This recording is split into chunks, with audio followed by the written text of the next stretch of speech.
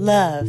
It's everywhere. But what Modern Love wants you to know is that it's especially in New York. Cue New York-themed love imagery. You know the kind of show your friend recommends to you when they're like, New York is kind of a character, and you're like, yeah, right, but then it kind of was the whole time? Or what about Love Actually times 1,000,000 without all the problematic 2003 stuff? Welcome to Modern Love. It's all that and more in 8 episodes of messy, lovey, freaky city love. And fair warning, we're about to spoil the series. So those of you who haven't seen the show or read the New York Times columns they're based on, you have been warned. This is Long Story Short for all 8 episodes of Modern Love. Episode 1, When the Doorman is Your Main Man. So here's Maggie, a writer in New York who's on a date with this guy, and her doorman Guzmin is negging her like crazy, and he's like, I've seen stuff, dude, he's not gonna call you back. He's not for you. He's a weak man with no self-control. How can you tell that from 30 feet away? You learn a lot about a man through the scope of a sniper rifle.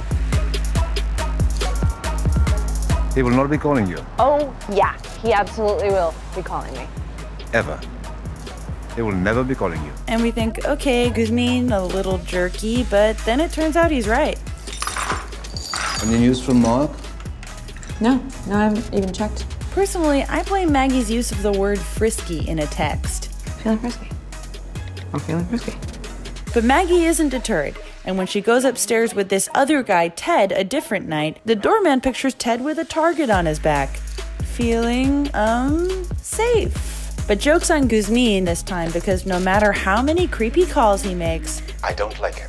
What? Teddy. You met him for 30 seconds. Even that was too long. Ted seems pretty nice, right? Until Guzmin is right again and Ted ghosts Maggie. Wow, if only every guy that negged me had that kind of laser point accuracy. Maggie realizes she's late on her period and pulls the classic buy 5 pregnancy tests and a pack of gum move. And we're like, there's no way Guzmin can see into her womb, but we're also like, maybe he can? What? So yeah, Maggie is fully pregnant with Ted the British ghoster's spawn, and who does she go to for comfort? That's right, Mr. I Told You So himself. But it's sweet, I think. They have a nice talk where Guzmin walks Maggie through her options, and when she brings up abortion, he's like, yeah, it's an option, but... You must own your actions in life. Whoa, call me back when you've got a womb, Guzmin. But Maggie is cautiously appreciative and doesn't make a decision just yet. Maggie meets up with Ted to tell him the news, and he's like, What are you having? And she says, A baby. ha, nice. And it turns out Maggie has decided to keep the baby. She tells Ted there's no pressure to be involved, and he's sort of like, yeah, sure, I guess. Do you want to come up with some names together? Oh, you do that. And we're kind of thinking, how can she afford all this? But it's a show about New York, so you're not supposed to think about it. A while later, Maggie shows Guzmin her ultrasound pics, and as expected, he's weird about it. It's like the whole universe in there. And she gives him one of the pics, like you do with your doorman. Very normal. And you know when Maggie goes into labor early while Ted is out of town, who shows up just in time to watch her give birth but Guzmin. Dude, how did you get in there? But then Maggie looks back and he's gone. Welcome to the world, baby girl. Time passes and Maggie's baby grows up with her mom under Guzmin's watchful protection, and he becomes her babysitter. Aww. Do you think he's ever like, I saw you get born? I hope not, but I wouldn't put anything past Guzmin. Once her daughter's in school, Maggie gets a huge job offer to edit a literary magazine in LA, and Guzmin is there to support her as usual. We're just making plans now, seeing if it's possible. Everything is possible. Wait, does that mean no more New York? So no more Guzmin? I'm crying. So they leave for LA, and 5 years later, Maggie, her daughter, and her new man Daniel come back to visit Guzmin, and it's so cute. Guzmin uses his supersonic paternal instincts to see if Daniel passes his test, and lo and behold... I hear I have to pass some sort of test. You passed it. Cool. What did I do? Nothing. I saw it in her eyes. Sweet. Weird? Now sweet. Let's move on. Right along to episode 2, when Cupid is a prying journalist. Just a reminder, everyone, New York is a character.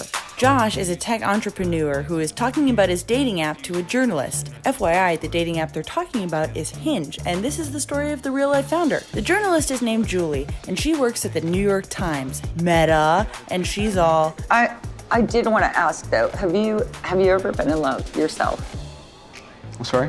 Okay, fair under the circumstances, but still pretty intrusive. Anyways, it's pretty clear that Josh has, and so he starts to tell the story of a girl he met when they were interviewing for the same job. Her name is Emma. They go to the zoo and they fall in love right away, and they're talking about animal love, and it's all pretty adorable, and they kiss, and it's hot and it's beautiful. The first 6 months of Josh and Emma's relationship is great. They move in, he gets an engagement ring, he's working on the dating app, and then all of a sudden, Emma drops a bomb. She cheated on him with her high school boyfriend. I saw him at this bar, and his wife left him a couple months ago, so we were hanging out, and I sort of let him go back in time a little bit. Josh is pissed and heartbroken, and he's out.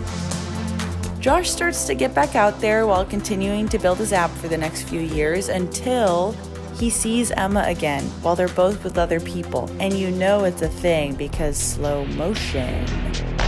Back in the future, Josh tells Julie how he knew this meant he had to talk to her again. And Emma's engaged. Julie comes in clutch with some sage advice, and she tells him, You need to tell her, and more importantly, you need to tell your girlfriend. Which he did. And Julie's like, can I help you talk to Emma? What's the worst that could happen? And if she's really moved on, then at least you can move on and meet other people.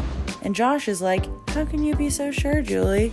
Cut to Julie's love story. She talks about this guy Michael she met during her young wild days working in the Caribbean and in Paris, and how he never showed up to see her after they first hit it off. She has one picture of him, and she still carries it with her after being married with kids. In Julie's flashback, we find out her husband is underwhelming. You know, I don't feel like half a day's travel. Plus, I think the kids have a game. He's an asshole. See you tomorrow.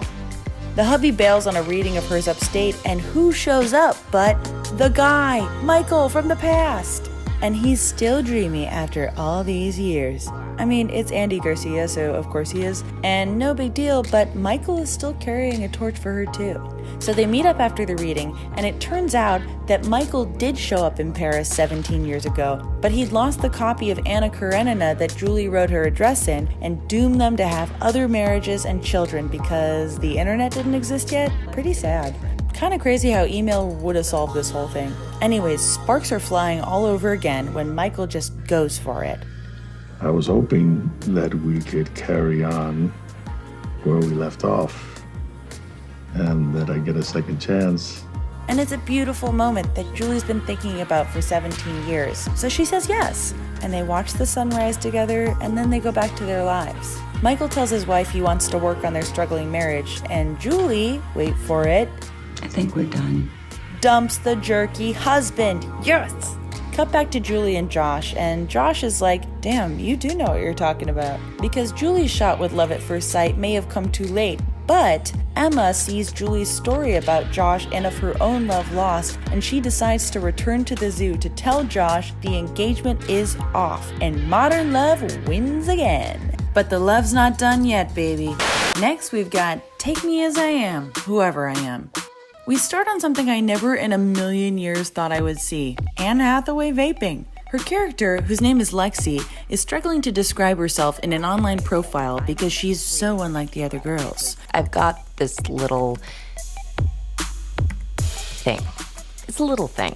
Nothing more, not like a big thing. Well, it's biggish, depending on the way you look at it. It's not tiny, but it's not huge. It's a thing. And what's that thing? Spoiler, the thing is bipolar disorder. But first, we see Lexi dance around a grocery store and sniff a peach all horny. I like mine firm and juicy. So she falls in love with this guy at the market after about 15 seconds. I love you.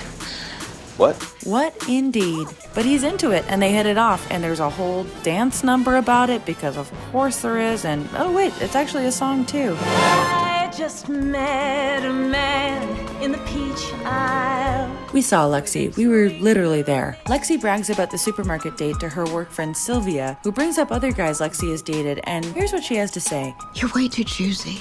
Oh, and Lexi isn't showing up to work enough. We learn that the reason why is due to the depressive episodes that are a part of Lexi's bipolar disorder. This depression gets in the way of her new connection with the guy from the supermarket, Jeff, who's worried about her change in behavior. Do you want to come up for coffee? You know what? Sex or something? I'm okay, actually. Jeff is still confused, but they agree to stay in touch. We learn a little more about Lexi's bipolar disorder through some very theatrical flashbacks, depicting manic episodes and deep depressions and her experience with treatment. And no one really knew who I was. So what does this all mean for Lexi and her job? Or for Lexi and Jeff? First, there's another musical number about how New York City, it's a character. Lexington Avenue, wind in your hair, the city is calling your name. With a very on-theme conclusion. You're a bipolar girl. During a manic episode, Lexi invites Jeff over, but becomes depressed again right as he arrives. And so the date doesn't happen, and Jeff is left in the dark, literally and figuratively. Lexi loses her job, and Sylvia asks her to coffee, where Lexi is finally able to tell her own truth. I'm bipolar. Really? Yes. And Sylvia listens, and for the first time, Lexi is able to talk about her mental illness openly after years of trying to hide it from the world. Sylvia honestly rules. Friends! Sylvia's friendship inspires Lexi to open up about her bipolar to the people in her life, mend some old relationships, and focus on her true modern love, being okay with herself. Wholesome much? We love it. Okay, more New York, more love. This one's called Rallying to Keep the Game Alive. Sarah and Dennis are a struggling married couple who, pratfall alert. And we flash back to 6 months earlier at a screening of March of the Penguins. This movie is triggering for Sarah, who does not want a penguin-like relationship. This couple's partnership is now over. The long march in vain. She's worried that her and Dennis's marriage won't survive after their kids move out. We'll go on a cruise or something. We'll go on a 40-year cruise. So they're in therapy together because New York. Their therapist suggests that they do something together, and they settle on tennis. Cue some tennis antics, and surprise, Dennis is a New York actor, so true to form, he's being a brat. Come on, this will be fun. Dennis tennis. I don't want to play Dennis tennis. I want to play regular tennis. Things don't go super well to start. Where are you going? Home. Then their son does a scene from Glengarry Glen Ross because New York? Put that coffee down. Coffee's for closers only. So they try tennis again, then therapy, then tennis with the whole family, then more Glengarry Glen Ross for some reason. Dennis continues his trend of ignoring his family whenever someone gives him attention for his acting work, and Sarah has had it. You're his exact fan base, by the way. Normally he's embarrassed that all his fans are single women over 50, but nobody's stopped him in a while, so he's taking what he can get. Dude, stop taking it out on that poor lady, Sarah. I'm married. I'm 47. Yeah, damn right, in your face. Which brings us back to the present. I think it's over. I think I'm done with this. Fine, that's it then. I'm done too. Return of the pratfall. So the newly broken up couple go to dinner, and for the first time, they actually talk. Sarah feels put upon and left out of the fun parts of Dennis's life, and gets honest with him. You made it impossible for me to be a part of your life, Dennis. So don't act surprised when I say that we have nothing in common, because you engineered that. And Dennis apologizes for the first time and admits it's because he feels insecure. So maybe there's hope? Flash forward 2 years to Glengarry Glen Ross goes to college, and Sarah and Dennis, they're still playing tennis together. Big moment for tennis, episode 4 of Modern Love. And they tennis ever after, and New York is a character. The end. Next episode? Episode 5, At the Hospital, an interlude of clarity. So this is Yasmin and Rob, and they're on a sweet second date at his unpacked apartment when Rob puts his mattress on the floor and admits, I have no game. And he's right. But then the him having no game thing starts to work in his favor when a klutzy fall turns into a second date 911 call. Well, how about this?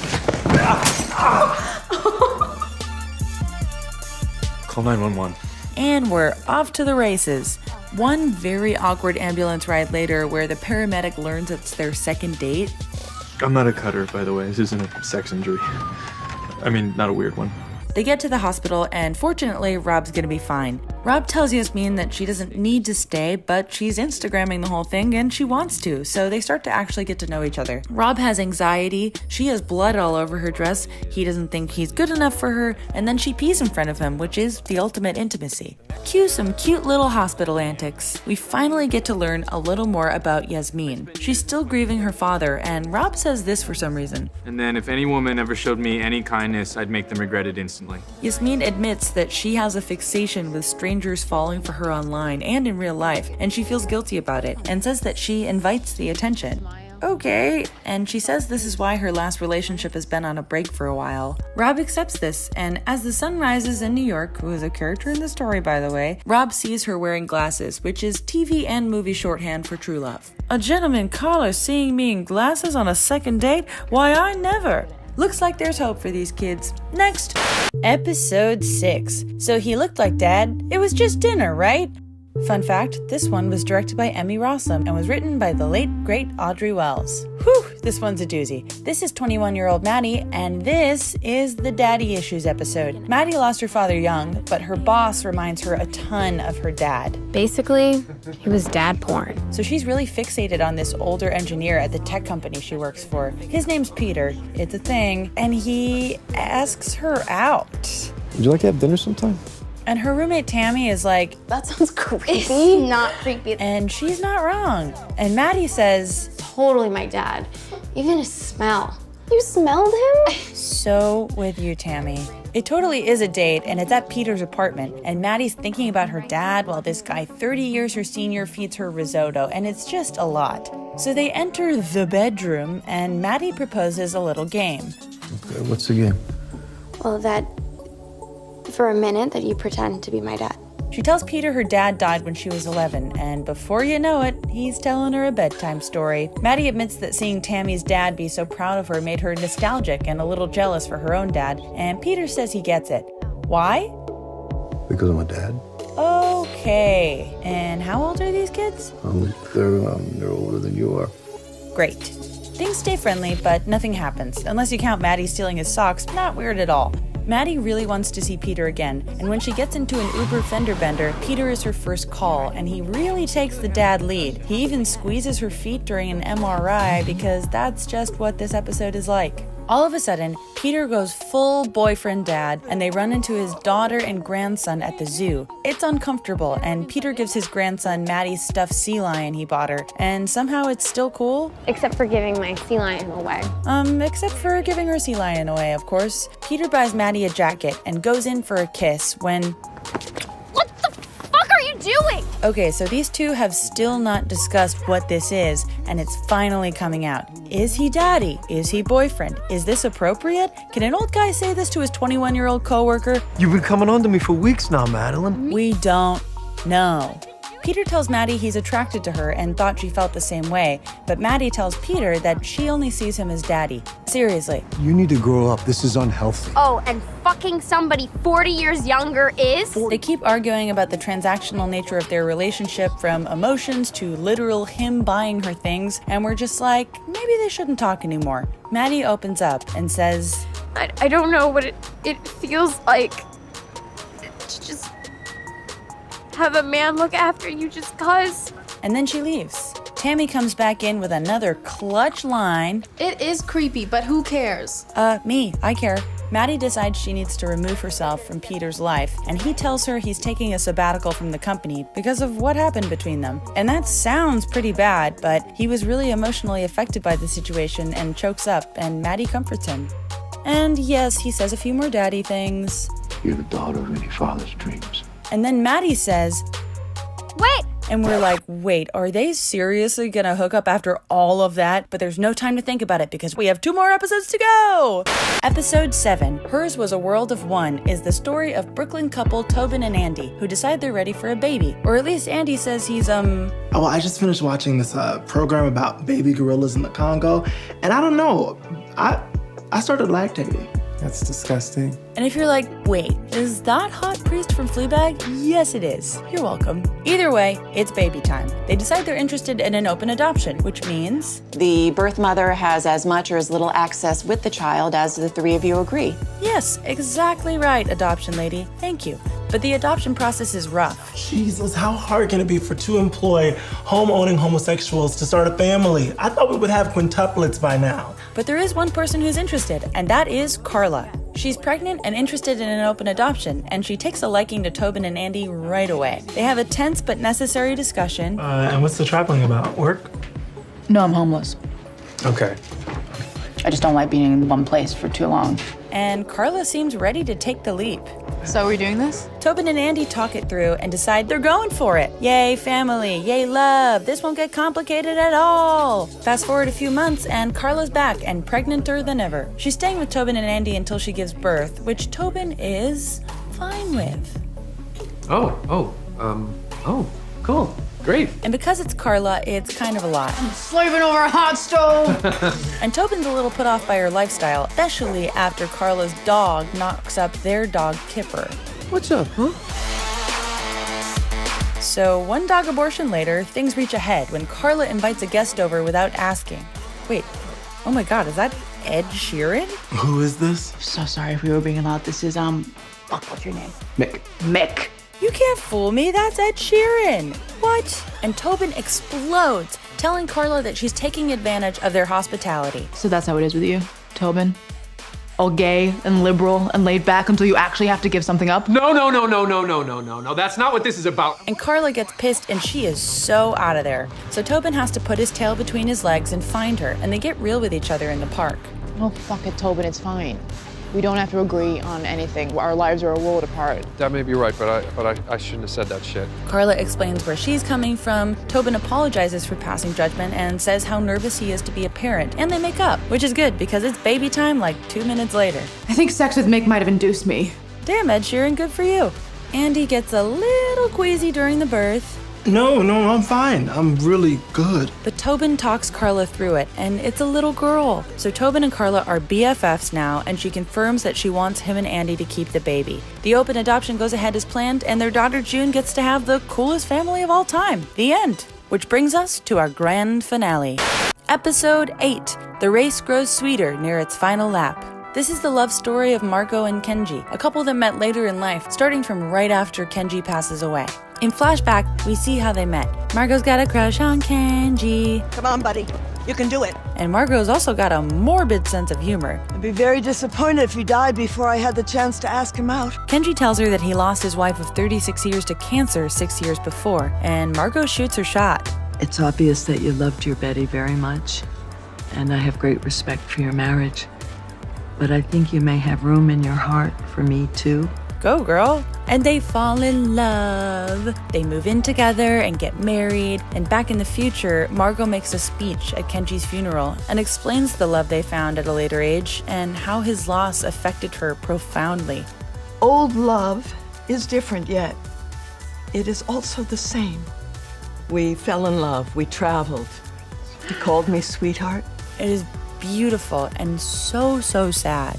After the funeral, Margot goes for one last run with Kenji like they used to, and cut to everyone from the show from different moments in their episodes. Clever. There's Carla from episode 7. We see her uncertainty about Tobin and Andy from the moments before she decides to stay with them, and the moment she decides to stay. There's Maggie and Guzmin, where we see the moment he waits outside for her when she goes to a clinic to explore her options. He's very Guzmin about the whole thing. You do whatever you need to do. Nothing will change me. And they pass by. Oh, hey, Josh from episode 2. Josh has a brief run-in with Julie to tell her. Emma and I got back together again. And we see that Julie's got a boo too, and she met him on Josh's dating app. How do you like that? Caught 2, Rob from episode 5. Oh, by the way, I happen to like New York is playing this whole time because, you guessed it, the real protagonist of modern love is... Oh, hey, it's Yasmin. Wait, why is this awkward? Oh, this is them meeting before their episode starts. Cute! We get a quick look at Lexi from episode 3 out there, living her best life, and Sarah and Dennis from episode 4, keeping the game going in the rain. And it looks like Maddie from episode 6 has found a more age-appropriate boy toy for the rain, and who's passing over the bridge but Marco on her last walk with Kenji. We flash back through the series to realize that this love was pretty modern all along, gang. And obviously, New York is a character. And that's modern love, streaming slackers, but you've really gotta see it. Like Amazon Originals as much as I do? Get that throbbing heart over to the comments section and make sure to subscribe to Amazon Prime Video on YouTube to get new episodes every Saturday.